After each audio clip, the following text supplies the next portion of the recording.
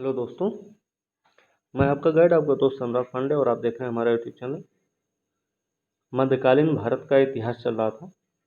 पिछले वीडियो हमने खिलजी वंश के बारे में पढ़ा था। खिलजी वंश के बारे में हमने क्या पढ़ा था कि जलालुद्दीन खिलजी खिलजी वंश के संस्थापक रहे। इनका राज्याभिषेक हुआ किलोखरी महल में। उदार निरंकुशवाद के आदर्श को मानने वाला दिल्ली का पहला सुल्तान भी यही था, तुर्क सुल्तान था।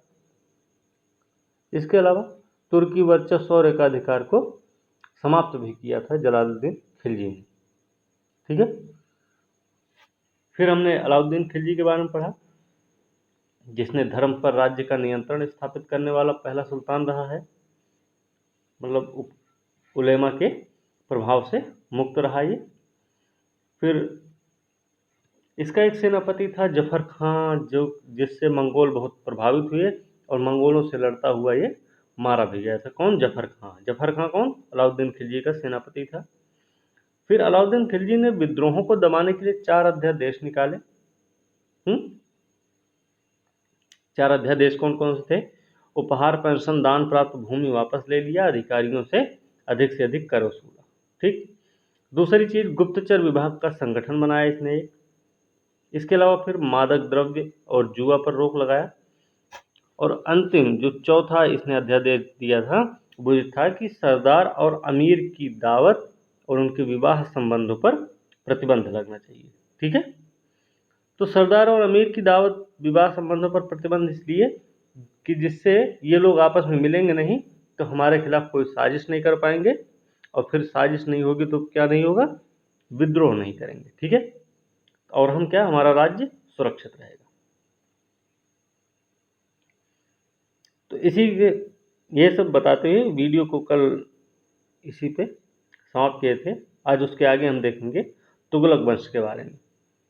वीडियो को अंत तक जरूर देखें और वीडियो को लाइक शेयर कमेंट करना ना भूलें। साथ में चैनल को भी सब्सक्राइब जरूर करें। तो चलिए शुरू करते हैं आज का वीडियो। तुगलक वंश।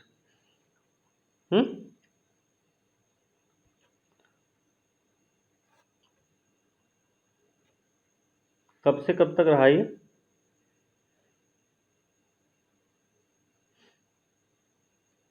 तुगलक वंश रहा है 1320 से 1414 तक। ठीक है। सबसे पहला वंश है गुलाम। वो कब से कब तक है? 1206 से 1284 तक। नहीं, 1290 तक है। ठीक है। दूसरा 1290 से खिलजी वंश 1320 तक है। ये है खिलजी वंश, ये है ये गुलाम वंश। ठीक है। अब तुगलक वंश है 1320 से 1414 तक। मतलब कितने साल तक? 94 साल। अभी जो हमने पढ़ा है इनमें सबसे ज़्यादा लंबा टाइम है तुगलक वंश का, फिर उसके बाद गुलाम, फिर उसके बाद खिलजी का है। ठीक है।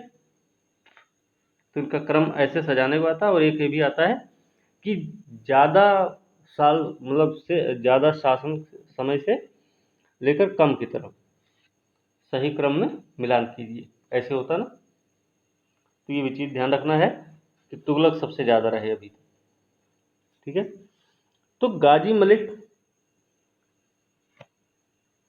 बन गए गयासुद्दीन तुगलक। ठीक है। गाजी मलिक क्या बन गया? गयासुद्दीन तुगलक बन गया। यह अलाउद्दीन खिलजी का सेनापति था। कौन? गाजी मलिक या फिर गयासुद्दीन तुगलक जो था वो अलाउद्दीन खिलजी का सेनापति था।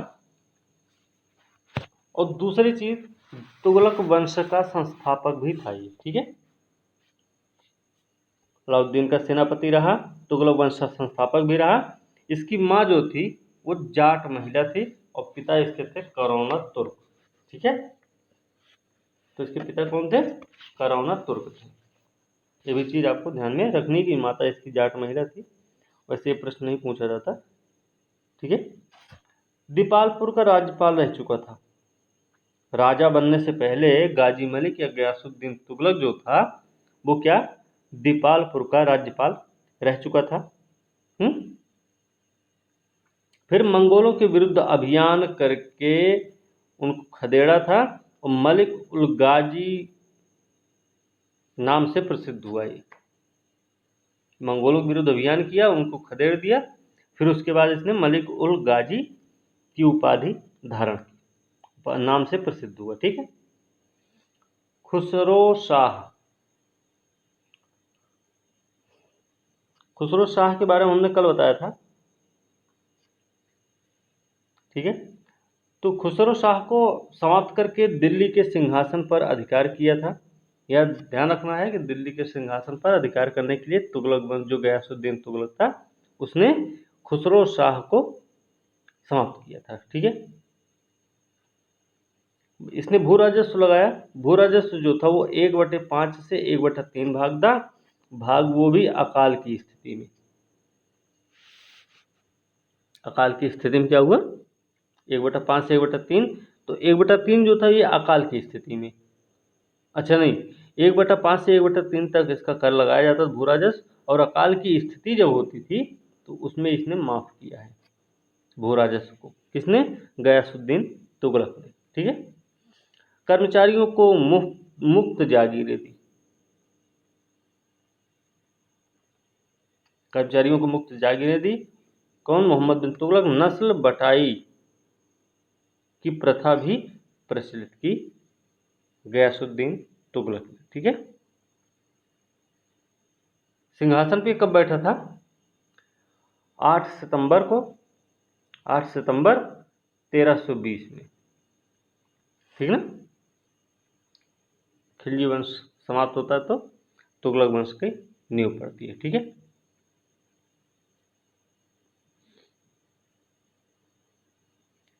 इसने एक काम और किया था गयासुद्दीन ने, कि अमीरों को जो उनकी जागीरें, जो उनकी संपत्ति, जो उनकी जमीनें थी, अलाउद्दीन खिलजी ने जो ले रखी थी, वो अध्यादेश जारी करके वो सब क्या किया? इसने वापस कर दिया, भाई ले जाओ। तो गयासुद्दीन तुगलक हो गए। आगे देखते हैं मोहम्मद बिन तुगलक के बारे में। मोहम्मद बिन तुगलक दिल्ली सल्तनत के सबसे विद्वान और शिक्षित थे। मोहम्मद बिन तुगलक दिल्ली सल्तनत के सर्वाधिक विद्वान और शिक्षित शासक थे। इन्होंने दीवाने अमीर कोही की स्थापना कृषि की उन्नति के लिए की थी। तो एक प्रश्न ये भी है कि दीवाने अमीर कोही किससे संबंधित था? तो याद रखना है, कृषि की उन्नति से संबंधित था। दूसरी चीज, दीवाने अमीर कोही की स्थापना किसने की थी? तो आपको पता होना चाहिए, मोहम्मद बिन तुगलक ने की थी। अब मोहम्मद बिन तुगलक ने अपनी राजधानी दिल्ली से दौलताबाद स्थापित किया। दौलताबाद दक्षिण के क्षेत्र में पड़ता है ना, तो राजधानी दिल्ली थी पहले, इसको स्थानांतरित किया दौलताबाद। दौलताबाद क्यों? क्योंकि उसे दक्षिण में भी मजबूत करना था अपने आप को, और दौलताबाद को देवगिरी भी कहा जाता है। इसने अपने सिक्कों पर अल सुल्तान जिल्ली अल्लाह, अल सुल्तान जिल्ली अल्लाह, सुल्तान ईश्वर की छाया है, ईश्वर सुल्तान का समर्थक है, ऐसे वाक्य अंकित किए। तो अपने सिक्के पर अल सुल्तान जिल्ली अल्लाह और ईश्वर सुल्तान का समर्थक जैसे शब्द किसने अंकित करवाए? तो आपको पता होना चाहिए, मोहम्मद बिन तुगलक ने करवाए थे। ठीक है। इसके समय में स्वर्ण सिक्के को जो थे हुआ करते थे उनको दीनार बोलते थे। दीनार ये बताया है इब्न बतूता ने। ठीक है। तो इब्न बतूता ने बताया कि स्वर्ण जो सिक्के थे उनको दीनार कहते थे।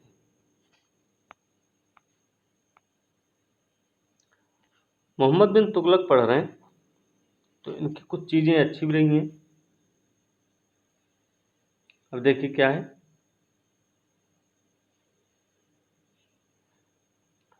मोहम्मद बिन तुगलक को जौना खां भी बोलते हैं, ये भी ध्यान रखना। तो इसने बरनी बताता है कि मोहम्मद बिन तुगलक ने 5 योजनाएं लागू की थी। बरनी बताता है, गयासुद्दीन बरनी, क्या नाम? गयासुद्दीन बरनी। ठीक है। तो ये बताता है कि मोहम्मद बिन तुगलक ने 5 योजनाएं लागू की थी। ये 5 योजनाएं कौन कौन सी थी, इससे ये प्रश्न आ चुका है पहले। तो दोआब में कर की वृद्धि, देवगिरी को राजधानी बनाया, दौलताबाद ले गए ना दिल्ली से, तो दोआब में कर वृद्धि किया, देवगिरी को राजधानी बनाया इसने, सांकेतिक मुद्रा इसने जारी की, खुरासान पर आक्रमण किया, कराचिल का अभियान किया इसने। खुरासान और कराचिल का अभियान किया था। ठीक है, चलिए। हिंदुओं का त्यौहार जो होता था होली जैसे त्योहारों में ये शामिल होता था। गैर तुर्क और भारतीय मुसलमान को भी सरकारी पदों पर नियुक्ति दी इसने, जिससे बर्नी ने इसको छिछोरा, माली, जुलाहा, नाई, हमें रसोइया आदि कहकर आलोचना की। गैर तुर्क और भारतीय मुसलमानों को भी क्या किया इसने, सरकारी पदों पर नियुक्ति दी, जिससे बर्नी ने इसको छिछोरा, माली, जुलाहा, नाई या फिर रसोइया कहकर आलोचना की थी।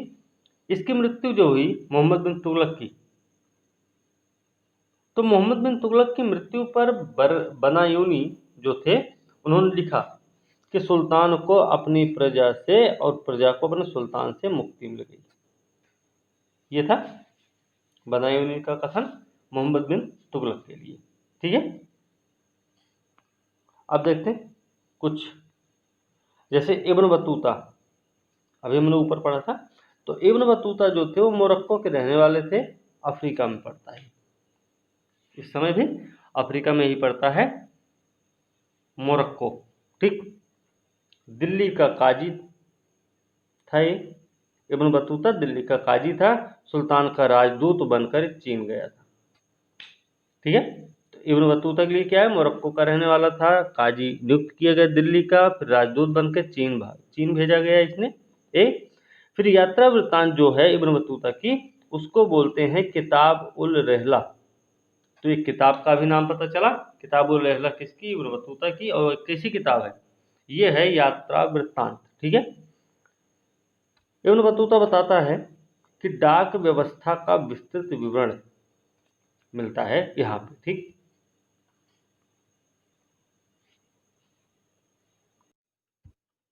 तो फिरोज शाह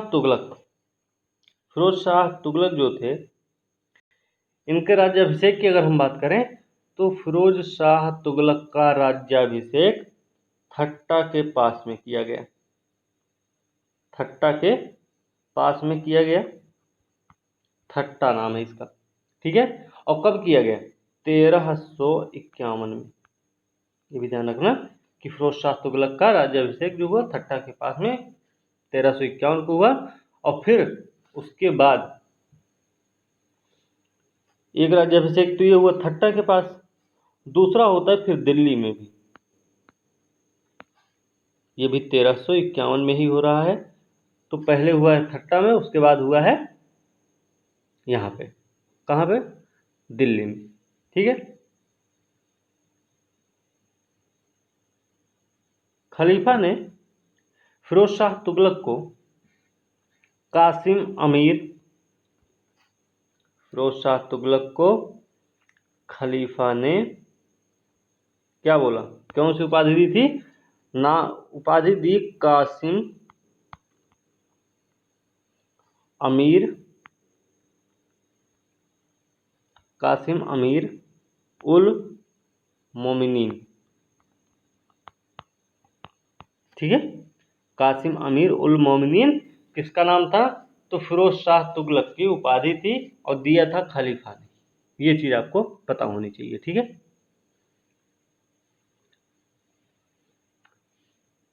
फिरोज शाह तुगलक के बारे में देखते हैं। देखिए, लोगों की भलाई के लिए इसने काम किया, फिरोज शाह तुगलक लोगों की भलाई के लिए काम किया, रोजगार दफ्तर भी बनवाए, और काम क्या था, गुण और योग्यता के आधार पर रोजगार दिया जाता था। ठीक है, रोजगार दफ्तर जो स्थापित किया था इसने, फिरोज शाह तुगलक ने, उसमें था कि गुण और योग्यता के आधार पे उनको रोजगार दिए जाने की व्यवस्था शुरू की इसने। दूसरी चीज, धार्मिक व्यक्तियों को जागीर व संपत्ति दान दी। फिरोज शाह तुगलक ने ही ऐसा किया था कि उसने धार्मिक व्यक्तियों को जागीर व संपत्ति दान दी थी। आगे है दीवान खैरात। दीवान खैरात क्या था, हमने बताया था हॉस्पिटल है गरीबों का। तो दीवान खैरात में गरीब मुसलमान अनाथ स्त्रियों और विधवाओं को आर्थिक सहायता देता था ये दीवान खैरात। और गरीब मुसलमान लड़कियों के विवाह की भी व्यवस्था करता था। कौन? मोहम्मद बिन नहीं, फिरोज शाह तुगलक है। ठीक है, फिरोज शाह तुगलक ने ऐसा किया है। फिरोज शाह तुगलक एक पहला ऐसा व्यक्ति था जो राज्य के खर्च पर हज की व्यवस्था करने वाला व्यक्ति बना। तो राज्य के खर्च पर हज की व्यवस्था करने वाला पहला दिल्ली सल्तनत का शासक रहा है फिरोज शाह तुगलक। ठीक, अच्छा नहीं, दारुल सफा को बोलते खैराती हॉस्पिटल। ठीक है, तो दारुल सफा नाम से दारुल सफा इसने स्थापित किए, जिसको खैराती अस्पताल बोलते हैं। और दासों का शौकीन था ये, दासों का शौकीन था। इसने अलग से एक विभाग बनाया, नाम रखा उसका दीवाने बंदगान। तो दासों का शौकीन था और दीवाने बंदगान नामक विभाग स्थापित किए इसने। ठीक है, फिर आगे लोक निर्माण विभाग की भी स्थापना की थी इसने। ठीक है, लोक निर्माण विभाग की भी स्थापना की थी फिरोज शाह तुगलक ने। तो ये सब फिरोज शाह तुगलक के बारे में है। आगे है फतेहाबाद, हिसार, फिरोजपुर, जौनपुर और फिरोजाबाद की स्थापना की थी फिरोज शाह तुगलक ने। ठीक है, ये भी हुआ।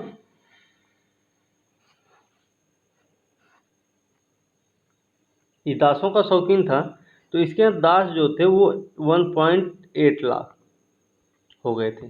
ठीक है, राज्य का मुख्य वास्तुकार जो था किसके? फिरोज शाह तुगलक के। राज्य का मुख्य वास्तुकार था मलिक गाजी सहना।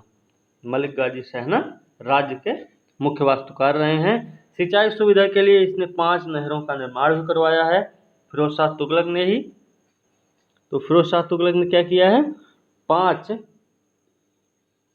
नहरों का भी निर्माण करवाया। सिंचाई तथा यात्रियों की सुविधा के लिए 150 कुएं खुदवाए, 50 बांध बनवाए, 30 झील का निर्माण करवाया था।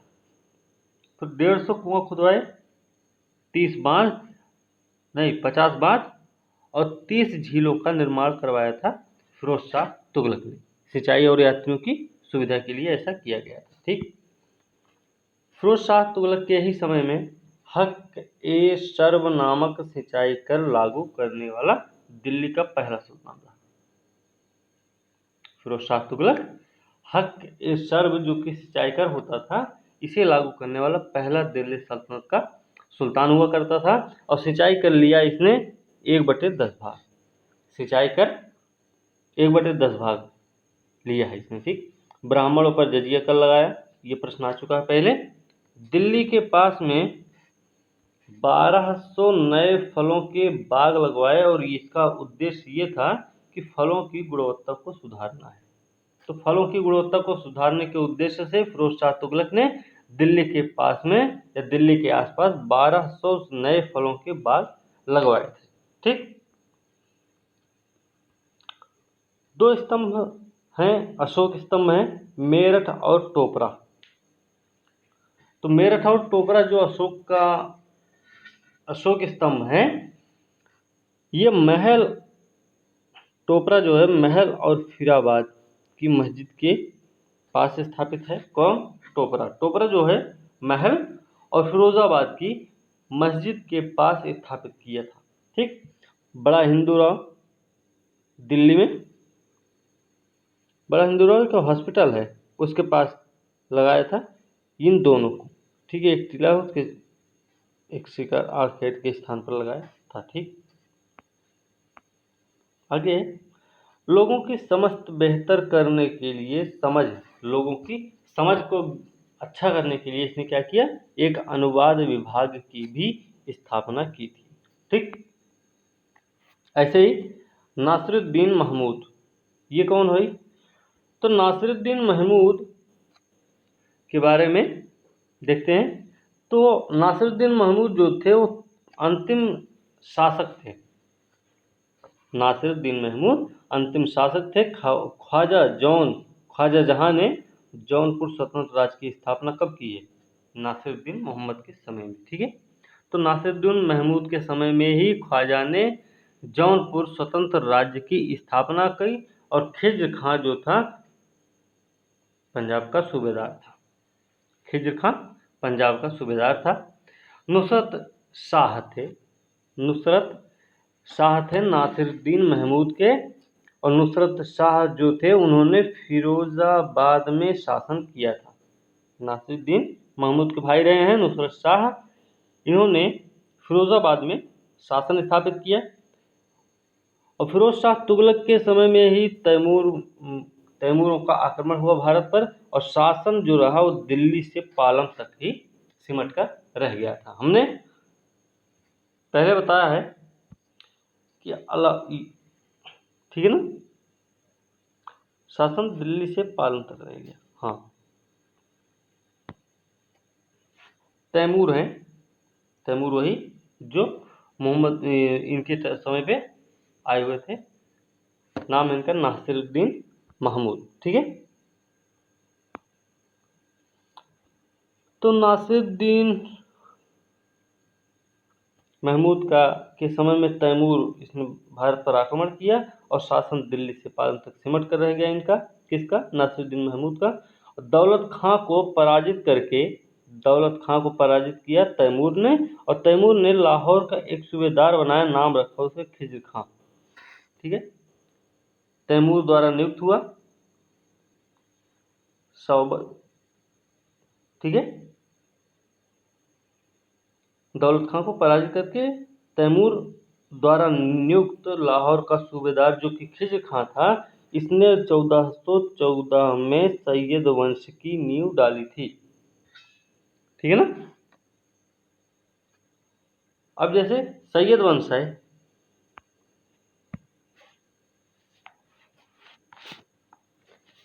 सैयद वंश 1414 से 1451 तक रहा है। ठीक है, इसके संस्थापक भी रहे हैं खिज्र खां।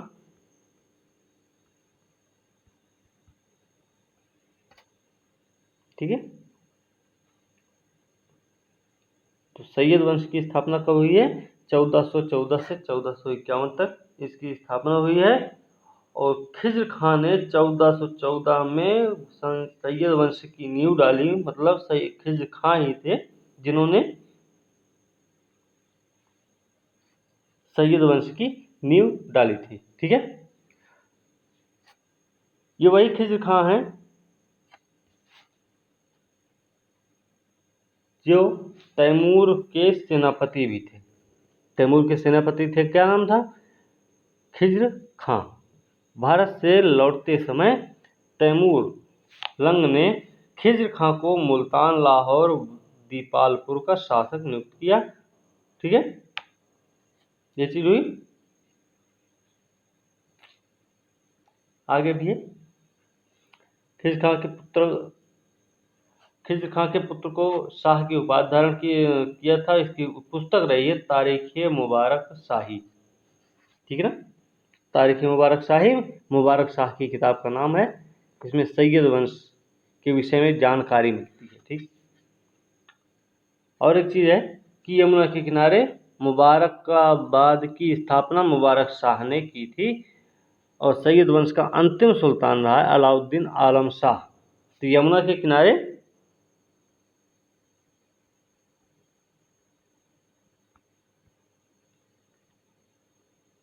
ठीक है, यमुना के किनारे क्या हुआ कि इन्होंने मुबारकाबाद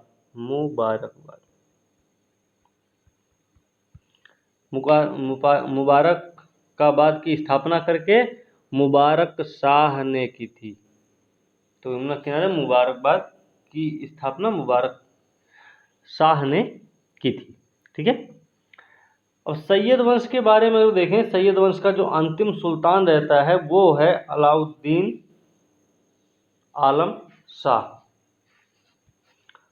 तुगलक वंश का अंतिम शासक कौन था? तुगलक वंश का अंतिम शासक था अलाउद्दीन आलम शाह और सैयद वंश का शासन 1414 से 1451 तक चला है। इसको माइनस करेंगे तो 37 ईयर आ जाएगा। ठीक है, इसी के साथ आज की वीडियो यहीं पर समाप्त करते हैं। अगली वीडियो के साथ कल मिलेंगे, तब तक के लिए धन्यवाद। और वीडियो को लाइक शेयर कमेंट करना ना भूलें, साथ में चैनल को भी सब्सक्राइब जरूर कीजिए। ठीक है।